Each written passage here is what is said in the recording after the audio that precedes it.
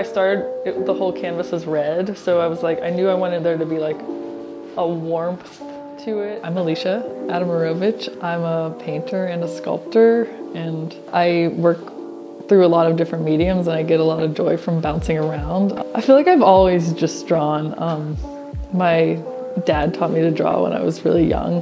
When I'm actually making a drawing, I see it as like a final object in the same way that I would with a painting. And occasionally I'll make like a study for a painting, but usually it's two separate things.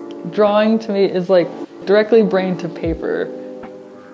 There's no delay, whereas painting, I feel like it's not as direct. And then sometimes then it gives me like different ways to approach drawings after I've painted for a while.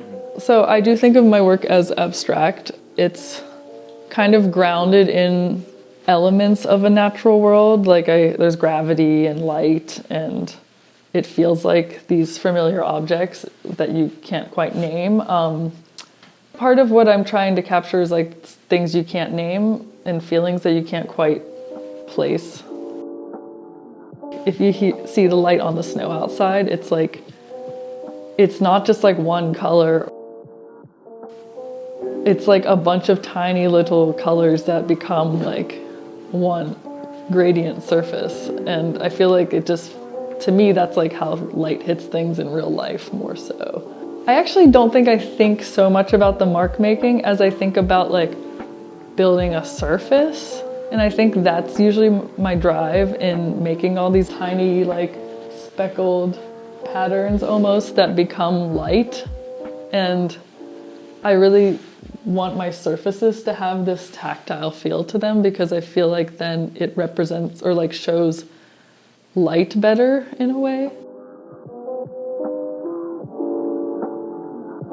So this drawing up here, I did that like last week pretty quickly, and it kind of, then I decided I wanted to do sort of a painting inspired by it. So this is kind of an early stage of a work here, where I kind of just loosely draw it out and then start filling it in with paint, just like blocking it in. And then usually from there, I'll let that dry for like a week and then come back to it and do, I don't know, anywhere from like 3 to 4 layers, and often changing the lighting and the elements happening in it. But it's like each time I add an element, I'm kind of like reacting to it as well.